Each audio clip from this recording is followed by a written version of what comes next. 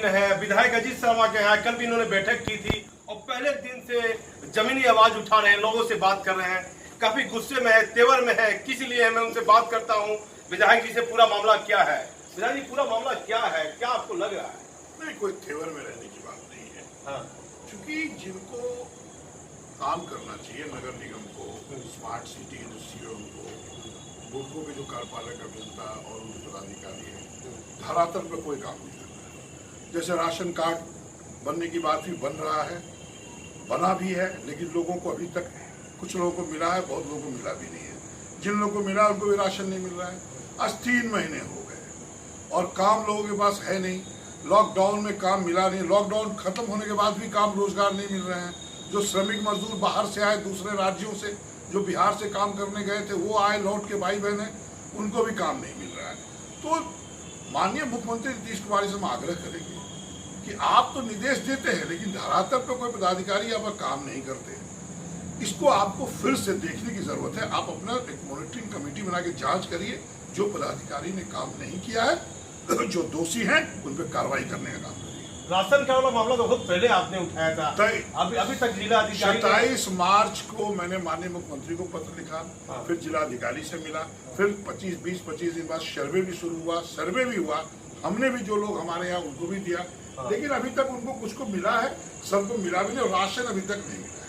क्या लगता है यार, इतनी कोशिश के बाद भी आप विधायक हैं शर्मा जी, क्या कहना चाहेंगे? जनता जो उम्मीद आपसे की हुई है, इतने लोग आपके दरवाजे पर आते हैं, 20-20 हजार आवेदन आपने जिला अधिकारी को दिया है। नहीं, देखिए, जनता तो निश्चित तौर पर कोई भी प्रतिनिधि चुनता है तो उससे अपेक्षा रखता है। और हम लोग तो सरकार, माननीय मुख्यमंत्री, मैं तो माननीय मुख्यमंत्री जी को ही पत्र लिखता हूँ।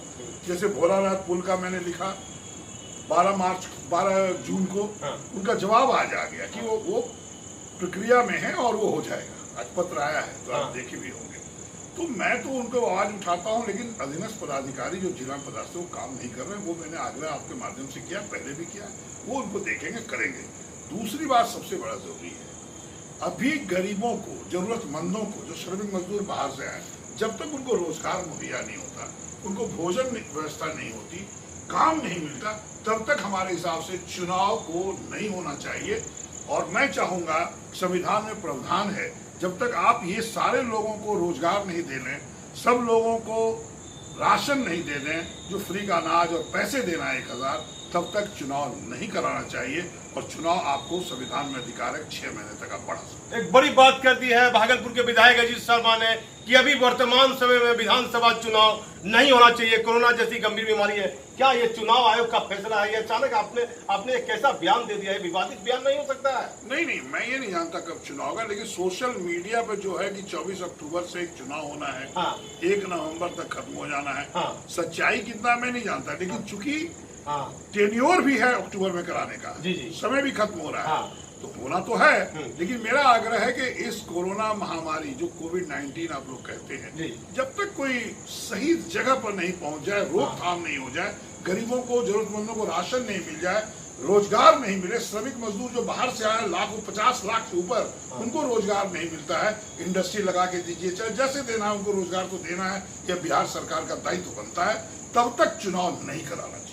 शर्मा जी, ये तो काम चुनाव आयोग का है, तो क्या कहना चाहेंगे आप? चुनाव आयोग को कहना चाहेंगे कि यह डेट आगे बढ़ा जाए? नहीं, मैं तो चुनाव आयोग को आपके माध्यम से कहूंगा, लेकिन ये माननीय मुख्यमंत्री जी, चूंकि हमारे बिहार के मुख्यमंत्री वही हैं, जनता ने उन्हें बैठाया है, वो उनको निर्णय लेना है। लेकिन हम तो जनता की आवाज बताने का काम कर रहे हैं। वो लोग चाहते हैं कि ये सब नॉर्मल हो जाए, फिर चुनाव हो। चूंकि इस लॉकडाउन का जो दहशत है, जो महामारी का दहशत है, उसमें निश्चित तौर पर वोटिंग का परसेंटेज कम होगा, और मुझे लगता है कि लोग वोट गिराने बहुत कम संख्या में जाएंगे।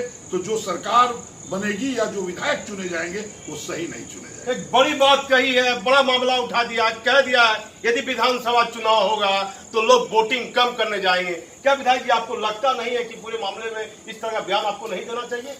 मुझे क्यों नहीं देना चाहिए? मैं बयान नहीं देता। हाँ। जनता की जो भावना है, जो मुझे बोलते हैं, वो मैं बताना चाहता हूँ आपके माध्यम से। पहले दिन से जिला अधिकारी अभी बात नहीं सुन रहा है, आप फोन भी नहीं कर रहा है, काफी मैं अपने चैनल के माध्यम से मैंने चलाया है। कहीं न कहीं आपको दर्द नहीं होगा? आप विधायक है, जनता के प्रतिनिधि हैं, जनता आपसे उम्मीद रखती है। जिला अधिकारी की बात नहीं है, माननीय मुख्यमंत्री का भी निर्देश है, हमने भी आग्रह किया है। उन पदाधिकारियों का काम ही है, चूंकि उनको पदस्थापित इसीलिए किया है और सरकार उसे तनख्वाह भी देती है। ये काम है उनका, जो सरकार का निर्देश है उसको अक्षरशः पालन करना, वो नहीं कर रहे हैं। ये माननीय मुख्यमंत्री को देखना चाहिए। देखिए, बड़ी बात कही है माननीय मुख्यमंत्री साहब, लेकिन फिर मैं कहूंगा विधायक जी, लगातार पहले दिन से आप कर रहे हैं, जिला अधिकारी को आपसे बात करनी चाहिए। मुख्यमंत्री ने बैठक में भी कहा था जितने भी विधायक हैं और जो जिलाधिकारी को विचार विमर्श विधायक से करना चाहिए कि किस किस बिंदु पर काम करना है, क्या करना। लेकिन भागलपुर के जिलाधिकारी ने आपको आज तक आपसे टेलीफोन पर बातचीत, आप चल के गए, बात किया नहीं किया वो कोई महत्वपूर्ण नहीं है, उनको काम करना है। हाँ। और मैं तो माननीय मुख्यमंत्री हमारे पूरे बिहार के मुख्यमंत्री हैं, उन्हीं को दिशा निर्देश देना है। मैं उनसे बराबर पत्राचार कर रहा हूं और मुझे पूर्ण उम्मीद है जो पदाधिकारी पूरे बिहार में जिस जिला में भी काम सही ढंग से इस महामारी मानवता की घड़ी में नहीं करेंगे, उन पर निश्चित तौर पे मेरा मानना है कि माननीय मुख्यमंत्री उस पर कार्रवाई करेंगे। अभी तक राशन कार्ड वाला का काम नहीं हुआ है, आप बहुत दिन पहले हो गया, 20-20 आदमी ने आवेदन दिया, आपने दिया, पहुंचाया नहीं, राशन कार्ड बने काफी देरी से बना है, इसमें कोई शक नहीं है।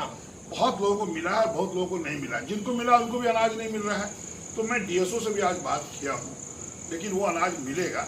निश्चित तौर पर देरी जरूर हो रही है। इस समय इस महामारी में सब लोग डरे हुए हैं, सहमे हुए हैं, काम नहीं मिल रहा है। निश्चित तौर पर उनको घर जाकर जो जरूरतमंद है उनको अनाज देना चाहिए। ये जो नहीं हो रहा है, ये माननीय मुख्यमंत्री से आपके माध्यम से आग्रह करेंगे, वो मॉनिटरिंग कमेटी बना के उसकी जांच कराने और जल्द से जल्द जरूरतमंदों को राशन, पैसे और उनको रोजगार देने की व्यवस्था की। जब विधानसभा चुनाव कितने दिन आगे बढ़ना चाहिए, क्या लगता है यार? भाई, संविधान में तो प्रावधान है कि 6 महीने तक बढ़ सकता है।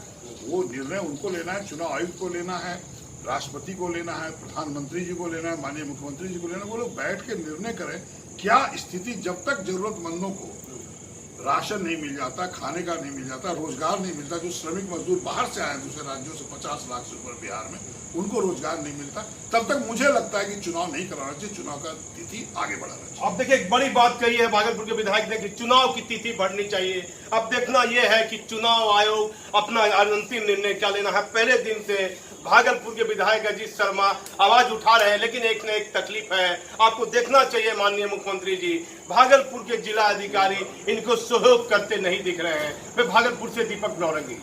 नीतीश कुमार, चुनाव का समय है, कहीं न कहीं इस चीजों पर ध्यान देना पड़ेगा। सरकार के पैसे का दुरुपयोग, बंदरबाट तो होता रहा है। सरकार चाहे किसी की भी हो, नीतीश कुमार की हो चाहे लालू प्रसाद जी की हो। आप देखिए, मैं जगह दिखाना चाहता हूं, यदि सरकार के आला अधिकारी मेरी चैनल देख रहे हैं, माननीय मुख्यमंत्री जी, नीतीश बाबू, यदि आप मेरा चैनल देख रहे हैं तो आप देखिए, ये तटबंध है घोरघट और भागलपुर की सीमा के बीच। ये मनी नदी के नाम से है। ये तटबंध इसीलिए बनाया गया था। इस गाँव में करीब 15,000 से बड़ा महादलित परिवार, जिस महादलित के वोट बैंक के लिए हर विपक्ष की पार्टी लोग बड़ी बड़ी बातें करते हैं, लेकिन महादलित परिवार कोरोना जैसी गंभीर बीमारी में एक एक दाने से तो मोहताज था ही। लेकिन आप देखिए, ये तटबंध को बने कितने दिन हुआ। मैं 1-2 ग्रामीण है, मैं उस ग्रामीण से बात करूंगा कि क्या स्थिति थी। आप ग्रामीण क्या कहते हैं, सुनिएगा। क्या नाम आपका है? सोनू पासवान। कितना दिन पहले बना है सोनू? ये 6 महीना बना, बैसाख में चालू हुआ। और उसके बाद क्या हुआ? इसके बाद चला जब पानी आया। आप देखिए माननीय मुख्यमंत्री जी, आपकी सरकार है, ये सोनू कुमार है। किस परिवार से हो बॉस? यही रहते हैं? हाँ, यही। क्या नाम है? सोनू कुमार पासवान। सोनू कुमार पासवान है, दलित परिवार से है। क्या कहेगा? दलित परिवार तो इसलिए मजबूर है, कमजोर होता दिख रहा है। आवाज उठाना भी लोगों के लिए, सच्चाई उजागर उठाना भी एक बड़ी बात है। आप देखिए, तटबंध ध्वस्त हो गया है पूरी तरह। जिस आदमी ने, जिस लोगों ने इसको बनाया होगा, वैसे अधिकारियों पर कार्रवाई क्यों नहीं होगी? एक बड़ा सवाल उठता है। लेकिन कौन पूछेगा? सवाल उठता है कि मीडिया यहाँ तक आती है या नहीं आती है? कौन लोग आएगा? महादलित के परिवार में कौन आएगा? कौन इस परिवार की सुनेगा? कहासियत है कि सामर्थ को ना कोई दोष गोसाई। जो लोग पूंजीपति हैं, पैसे वाले हैं, पुलिस वाले हैं, नेता हैं, उसकी खबर सब लेते दिखेगा। लेकिन ये तटबंध है, ये गिर गया मात्र 6 महीने में। इसके लिए कौन जिम्मेवार है? सरकार का कौन आला अधिकारी दोषी है? माननीय मुख्य सचिव जी, आप जांच का आदेश दीजिए। जिस तटबंध को जिन लोगों ने बनाया होगा, उस आदमी पर कार्रवाई का आप आदेश दीजिए। ऐसे लोगों ने समाज के साथ एक बड़ी गलती की है। एक व्यक्ति से और मैं बात करता हूँ, एक व्यक्ति और है। क्या नाम है भैया आपका? मनोज जी, क्या आपको लगता है कब बना था ये तटबंध? 6 महीना पहले बना था। कैसे गिरा? कैसे गिर गया सर? आप देखिए, ये मनोज जी है, कहते हैं ग्रामीण के इलाके के हैं, पासवान है, क्या कहेंगे। आप चेहरा इनका बता रहा है, 6 महीने में ध्वस्त हो गया। ये कैसा सिस्टम है, कैसा सुशासन है? ऐसा क्या सुशासन है नीतीश बाबू? ऐसे अधिकारी मौज कर रहे हैं, एसी रूम में सो रहे हैं, वैसे अधिकारियों पर कार्रवाई नहीं हो रही है। जिम्मेदार है, अफसरशाही बड़ी है सुशासन के सरकार में। नीतीश बाबू जी, भागलपुर विधायक ने भी कहा था कि अफसरशाही बड़ी है। एक व्यक्ति से मैं पूछता हूँ, क्या नाम है भैया? आप नौजवान है। करण जौहर जी, क्या कहना चाहते हैं? ये तटबंध कब बना था? देखिए, करीबन ये 6 महीना पहले ये बनाया गया था पुल। हाँ। और फर्स्ट बरसात जिस समय 15 दिन के बाद हुई, जब इसे फिनिशिंग दे के गया तो उसी समय एक फर्स्ट बरसात में ही नीचे आ गया था पूरा। और कौन जिम्मेवार है इसके लिए?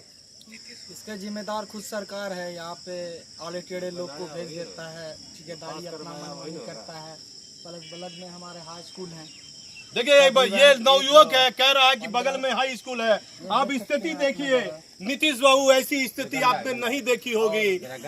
सरकार को लोग छिपाना चाहते हैं स्थिति को। आप देखिए किस तरह से ये तटबंध ध्वस्त हुआ है, कैसे पैसे का खेल हो रहा है। इसके लिए कौन जिम्मेवार है?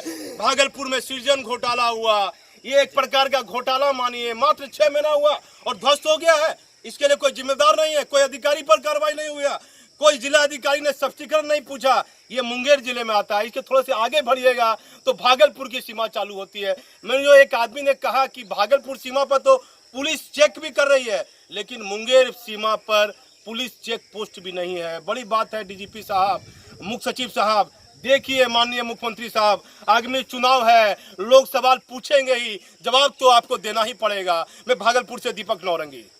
के ग्रामीण ने जो है लिखा पढ़ी की है तटबंध के बारे में, लेकिन सरकार सोई हुई है। कब जागेगी नीतीश सरकार? चुनाव नजदीक है, लोग लिखा पढ़ी कर रहे हैं, सवाल तो उठाएंगे ही। चुनाव में आपको जवाब तो देना ही होगा। क्या नाम है आपका? मेरा नाम बासुकी पासवान है। क्या बात है बासुकी जी, ये तटबंध कब बना था?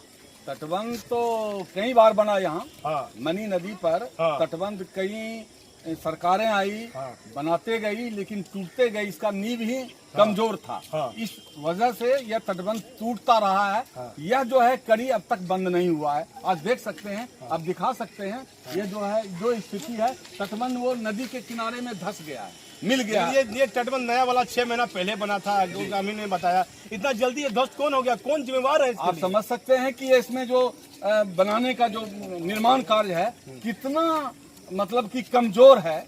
आप 2-4 महीने भी नहीं बीता है, वो गिर गया। उससे तो पहले अच्छा था जब निर्माण नहीं हुआ था। निर्माण के बाद और हुआ। हाई स्कूल जो का बगल में जो तटबंध निर्माण हुआ, जियो बैग से हुआ है। जियो बैग में वो दियरा का जो मिट्टी है, गंगा तट पर के किनारे जो मिट्टी मिलती है और आपका बालू मिलता है, उस बालू को उसमें डाल करके और जियो बैग बना। कौन जिम्मेवार है इसके लिए जो तटबंध ध्वस्त हो इसके गया? लिए तमाम प्रशासन और ठेकेदार ही नहीं, कहीं उसको देना पड़ता है पैसा ना सब जगह। क्या कहना चाहेंगे बिहार के मुख्यमंत्री को? आगामी विधानसभा चुनाव है, वो क्या कहना चाहेंगे? दिल्ली में एसी में बैठ करके मूल्यांकन करते हैं। हाँ। और यहाँ की बात जो है घर घर की बात, हर बिहार के अंतिम घर का जो है उसको नजरिया नहीं है। नजरिया तो कहीं और है, उसको गद्दी का नजरिया। और सब नेताओं का यह बड़ी बात कह दी है बासुकी पासवान ने, नीतीश बाबू, कि आपको गद्दी पर नजर है। ऐसी व्यवस्था पर जो कमजोर अफसर है, जिनके अफसर ने तानाशाही की है, तटबंध कमजोर था, 6 महीने में ध्वस्त हो गया। बासुकी बाबू, इसके लिए कौन अधिकारी जिम्मेवार होंगे? ये लूटपाट की परंपरा जो है आज से नहीं है। यह जो बंदरबाट है, लूटपाट है, जब तक ये खत्म नहीं होगा। हाँ। तो कितनों बड़ा पुल बना लीजिए, आज पुल बनता है, कल गिर जाता है। हाँ। टूट जाता है। क्यों?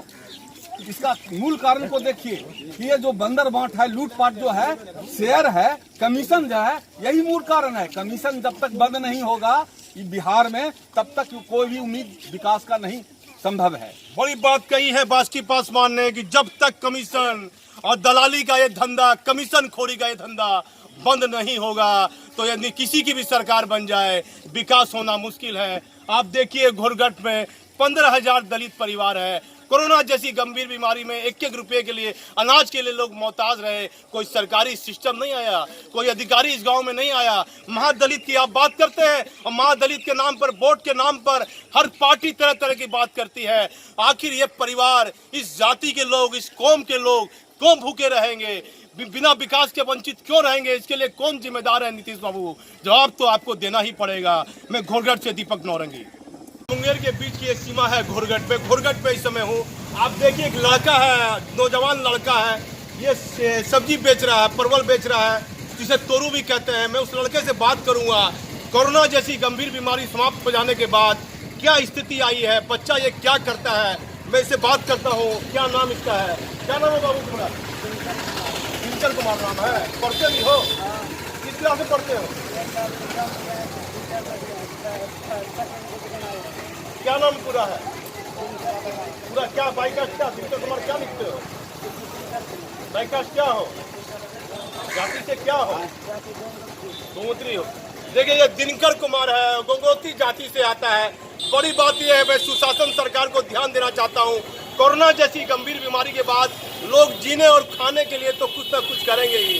आप देखिए, ये सब्जी बेच रहा है और अब क्या परिवार में है, बाल बच्चे हैं, बूढ़े माँ बाप है। क्या परिवार में कौन कौन लोग हैं? कमाने वाला कोई है? आप देखिए, कोई कमाने वाला नहीं है, बूढ़ा माँ बाप है।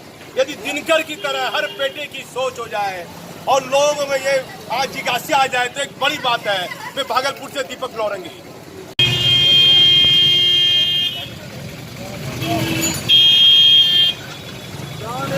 सर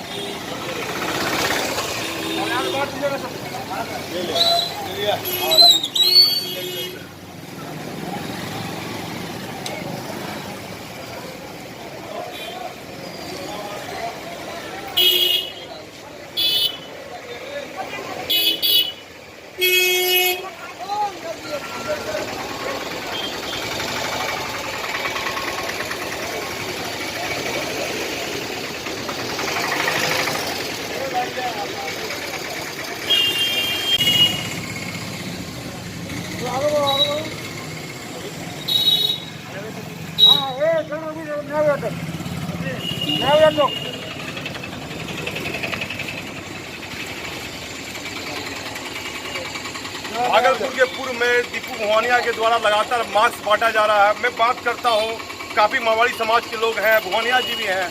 भुवानिया जी, क्या आप पहले दिन से ही मास्क बांट रहे हैं? क्या इसके पीछे क्या आपको लग रहा है? काफी लोग हैं और आप भी मास्क बांट रहे हैं।